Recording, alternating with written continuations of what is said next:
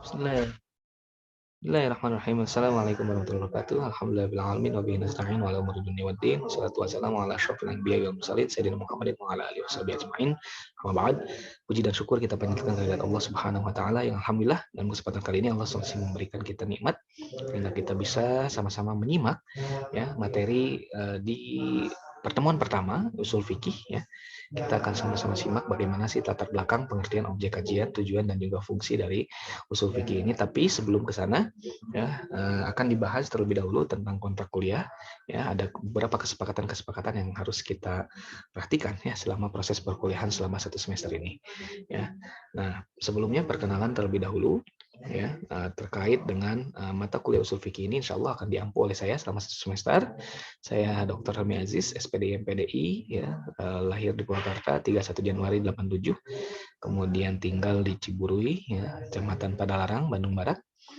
Dan riwayat pendidikannya itu mulai dari SD sampai SMA itu saya selesaikan di Purwakarta, SD, MTSN dan MAN Purwakarta. Kemudian pendidikan tinggi saya selesaikan di UIN Sunan Gunung Jati Bandung, mulai dari S1 sampai dengan S3. Dan S3 sudah selesai di tahun 2018 kemarin.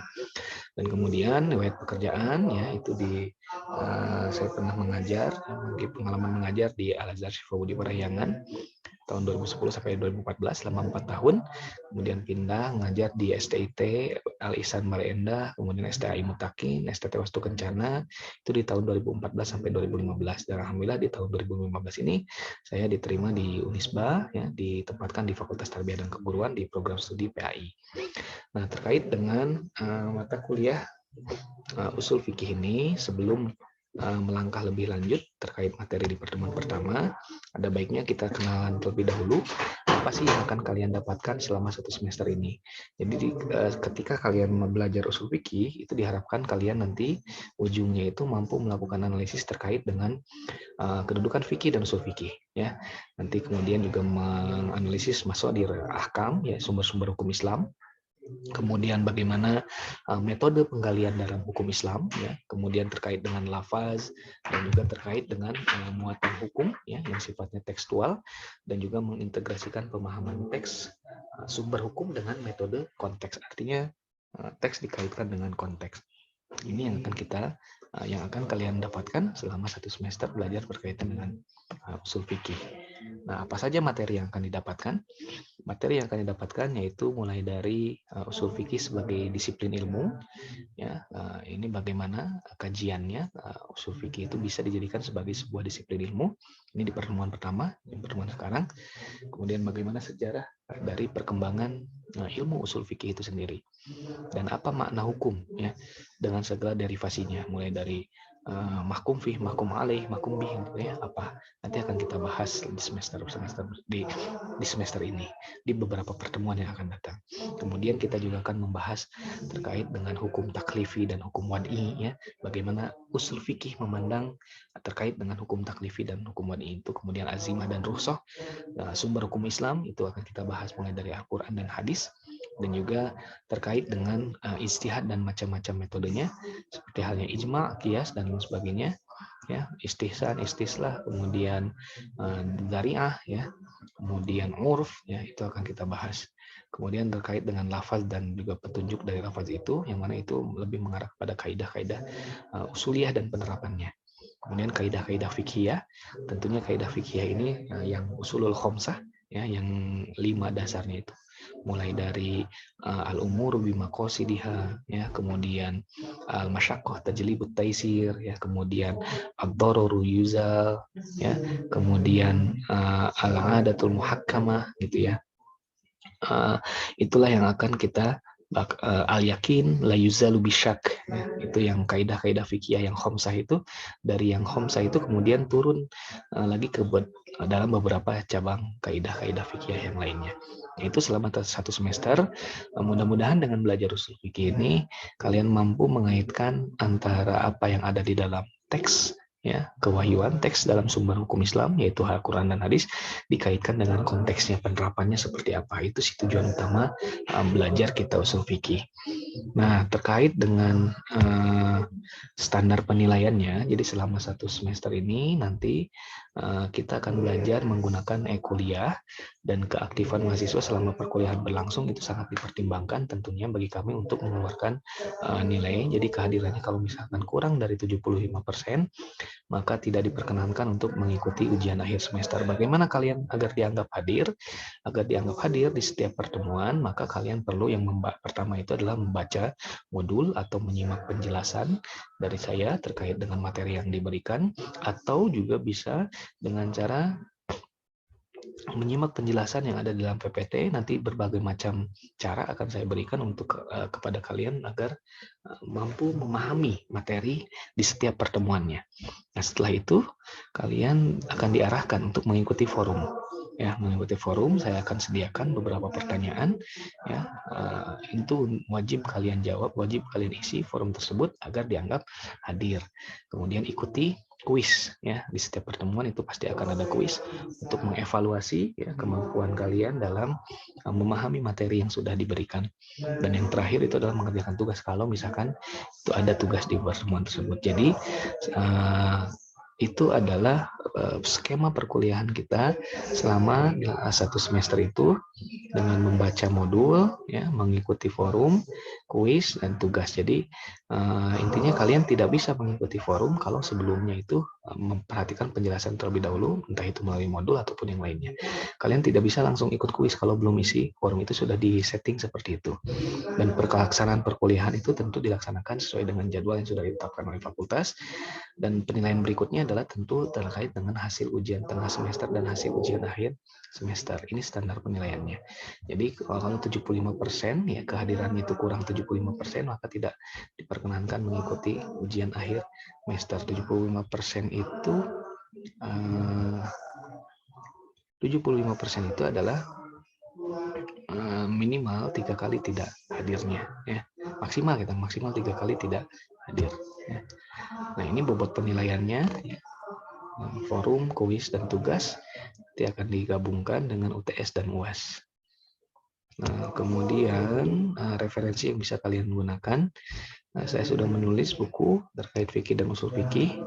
Kemudian pokoknya intinya bukunya itu berkaitan dengan usul fikih. Ya, itu bisa kalian jadikan sebagai referensi, ya.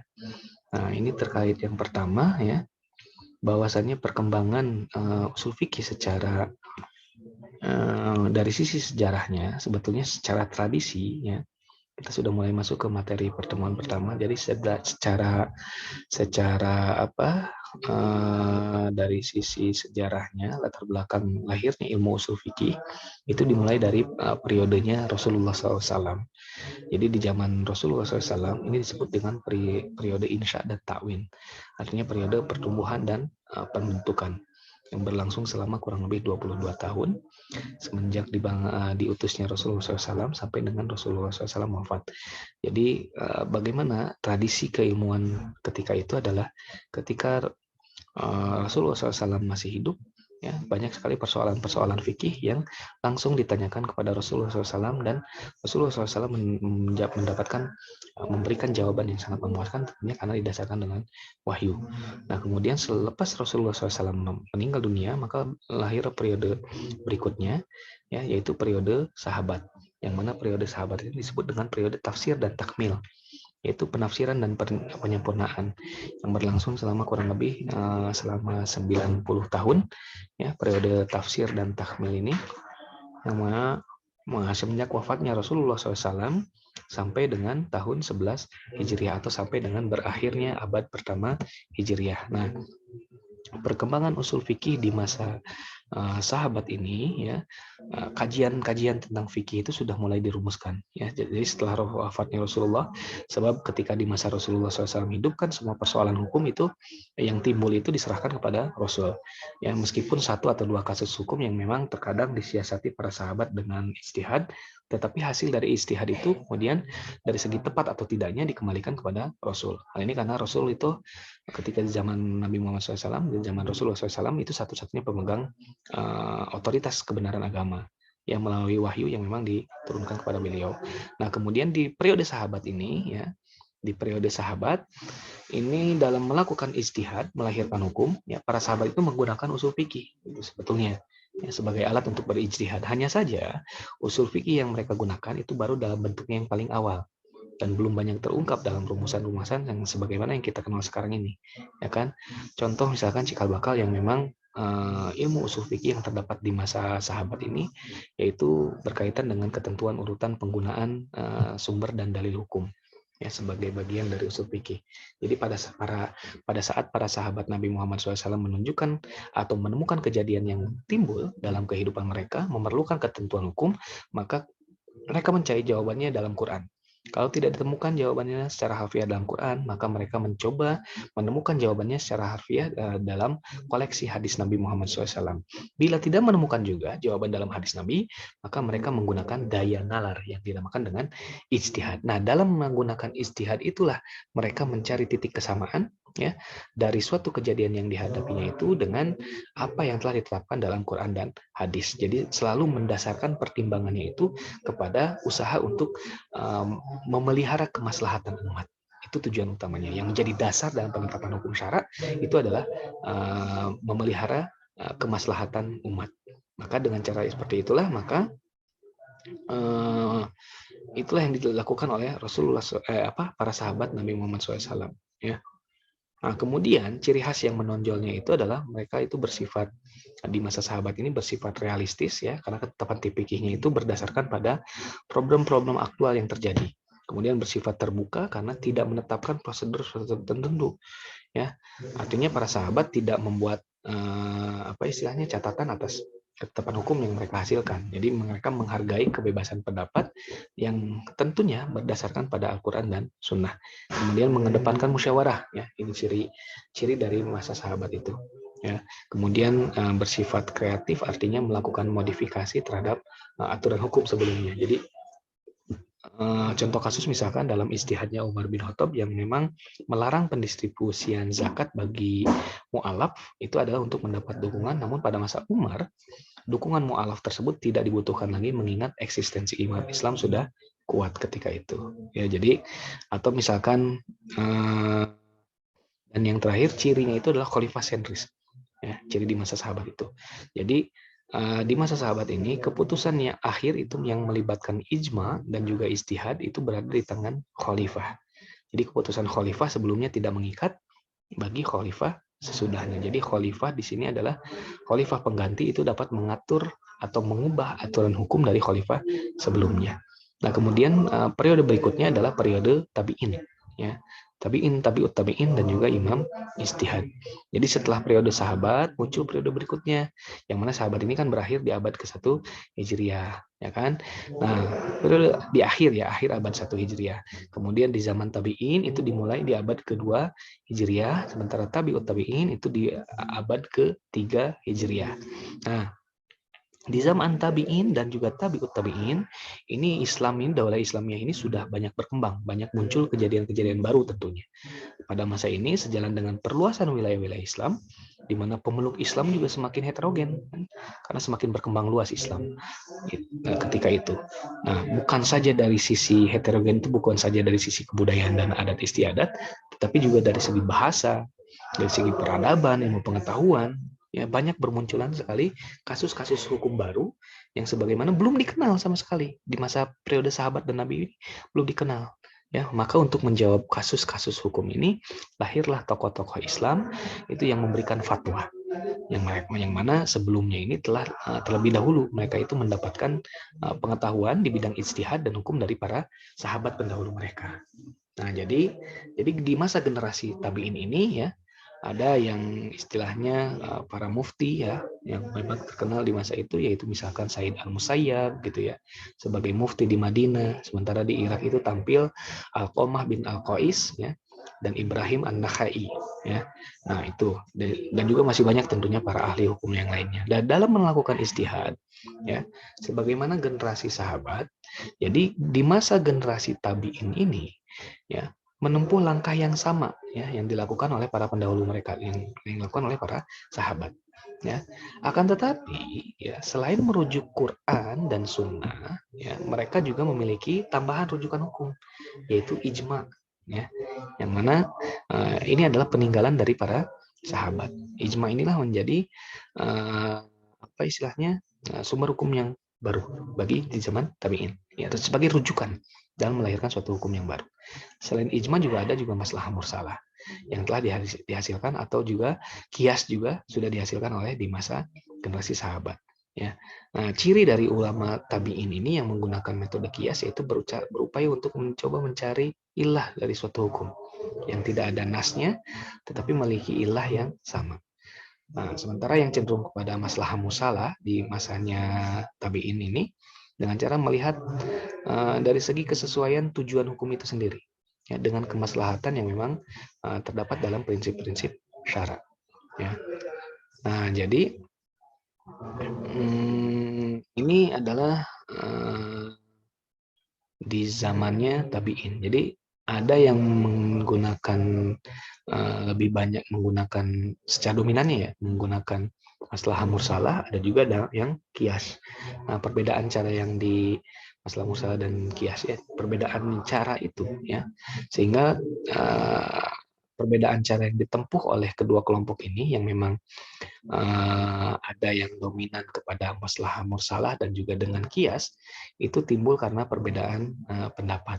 Gitu ya. Jadi dua kelompok ulama itu ini adalah cikal bakal lahirnya dua aliran besar usul fikih dan fikih, yaitu aliran mutakalimin dan juga aliran asy-syafi'iyah, ya, yang mana dianut oleh jumhur ulama, dan aliran fuqaha, ya, atau aliran atau Hanafiyah yang pada mulanya berkembang di Irak. Nah, setelah periode tabi'in, maka tepatnya pada masa Imam Mujtahid, ya, metode penerapan hukum itu bertambah banyak corak dan ragamnya, terutama di masa tabi'ut tabi'in ini. Ya, Imam Abu Hanifah, nah ini mulai misalnya membatasi dasar-dasar ijtihadnya itu dengan menggunakan Al-Quran, hadis, dan fatwa sahabat. Kemudian Imam Maliki, ya, lahir juga. Ini mempunyai metode ijtihad yang jelas dengan mempertimbangkan pada tradisi penduduk Madinah. Nah, kemudian Imam Syafi'i, ini adalah seorang ilmuwan bangsa Quraisy yang memang bermaksud untuk mengkodifikasikan ilmu usul fikih. Maka mulailah beliau ini menyusun metode penggalian hukum syara, sumber fikih, serta petunjuk-petunjuk dari ilmu usul fikih. Dan ilmu Imam Syafi'i inilah yang memang adalah sebagai orang pertama yang karena kecerdasannya beliau menyusun kaidah-kaidah yang menjelaskan terkait dengan ijtihad, ya, yang benar dan ijtihad yang salah. Kaidah-kaidah itulah yang memang akhirnya disebut sampai sekarang dengan usul fikih.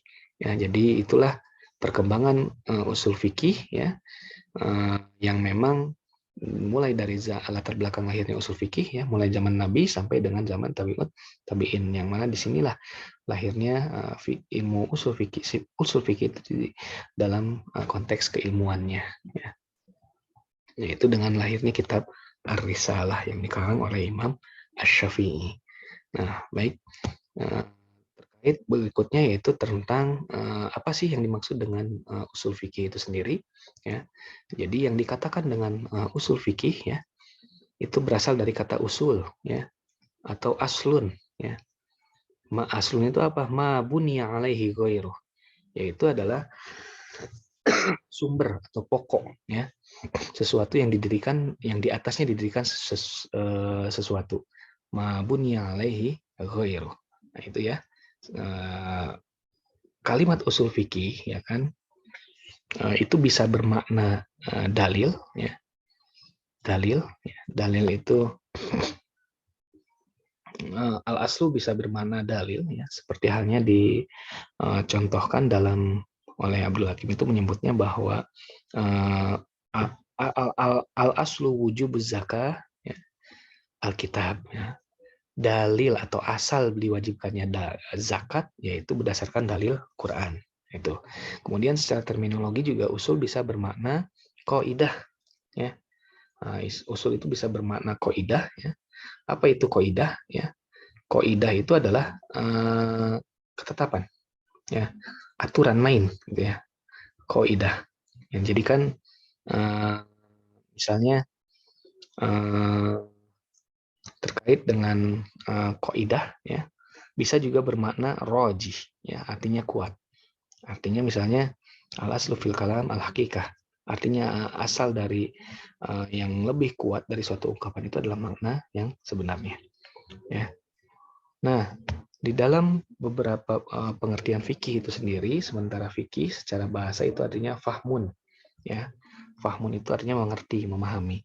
Sementara dari sisi istilahnya, fikih itu adalah majmu'atul ahkam asyariyah al-amaliyah al-mukhtasabah min adillatiha at-tafsiliyah. Jadi ma'rifatul ahkam itu artinya majmu'atul ahkam itu adalah kumpulan dari hukum-hukum syariah, hukum-hukum syariat. Al-ahkamus syariah itu adalah hukum syar'i. Jadi hukum yang diambil dari syariat, misalnya wajib, haram, ya. Kemudian hukum-hukum adat dan sebagainya itu termasuk ke dalam hukum-hukum syariat, ya. Mengetahui keseluruhan lebih besar dari sebagian.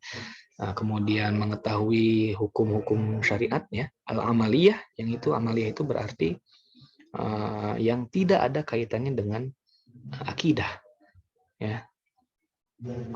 Itu al-amaliyah. Jadi al-ahkamu syar'iyyah, hukum-hukum syariat, tetapi al-amaliyah yang tidak ada kaitannya dengan akidah. Nah, dalam hal ini ada tentu berkaitan dengan ibadah dan muamalah. Al-mukhtasabah yang didapatkan min adillatiha tafsiliyah, dari dalil-dalil yang terperinci. Ya, dari dalil-dalil fikih itu yang memang berhubungan dengan masalah-masalah fikih yang terperinci.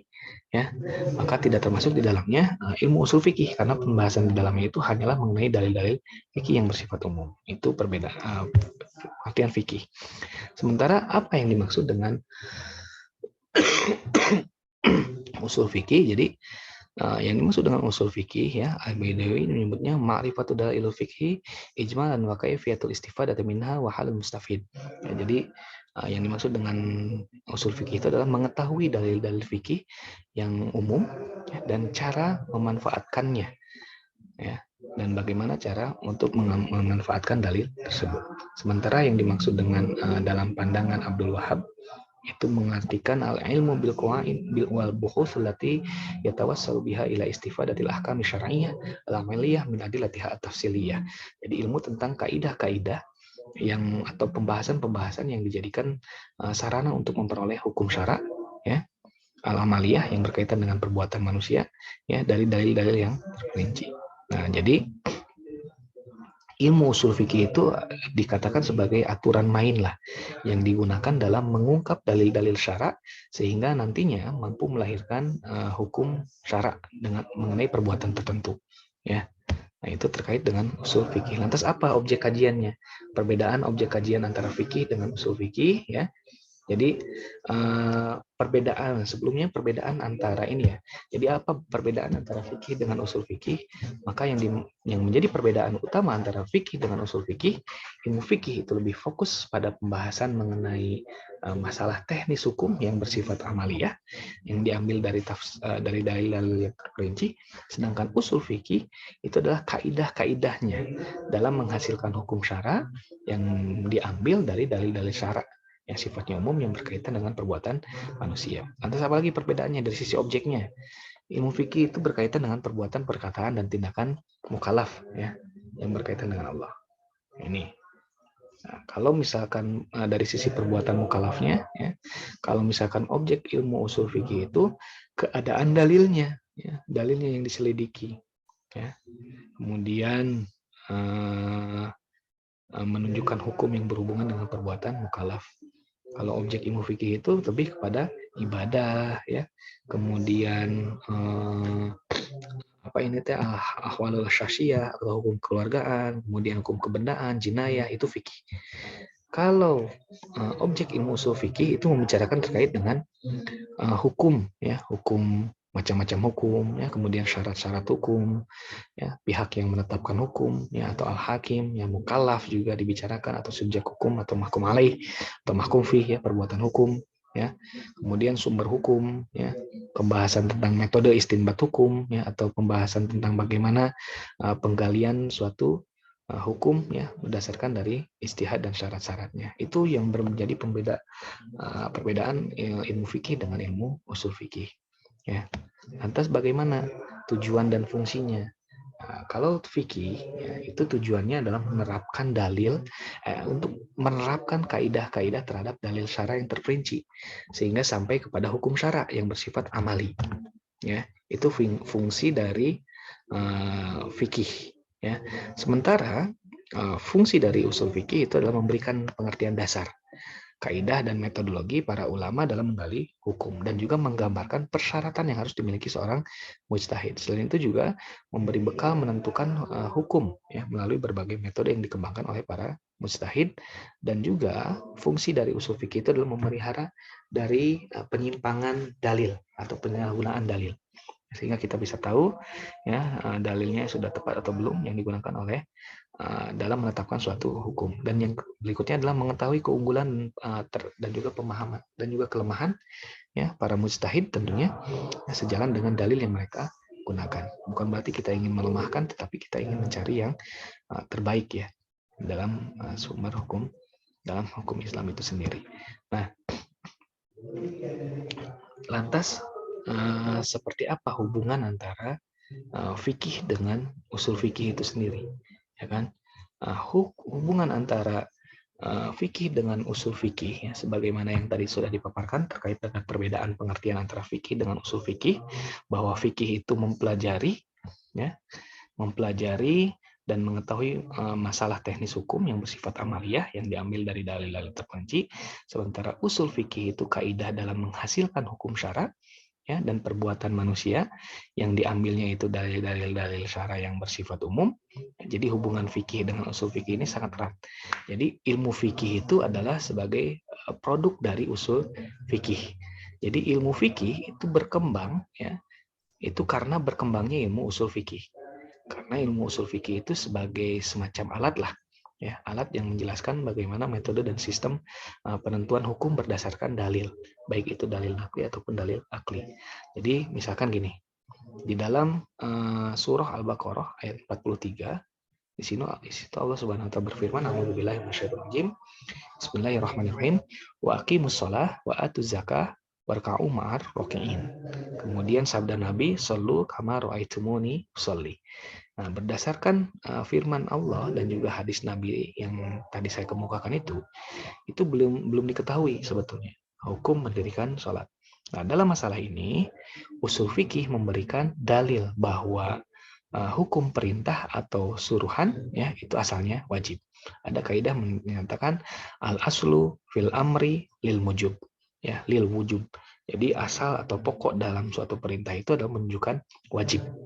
Ya, berdasarkan kaidah usul fikih itu, maka jelaslah bahwa hukum sholat 5 waktu itu adalah wajib. Dari kalimat apa? Dari kalimat perintah itu. Ya kan? Dalam Quran surah Al-Baqarah, wa aqimus sholat. Al-Baqarah ayat 43 itu, wa aqimus sholat. Dirikanlah sholat. Ya. Dalam kaidah usul dikatakan al-aslu fil amri lil wujub. Asal dari suatu perintah adalah wajib. Maka dengan hal itu, maka kecuali ada dalil yang menyertainya. Ya. Maka berdasarkan tersebut, maka hukum sholat itu wajib disimpulkan oleh fikihnya.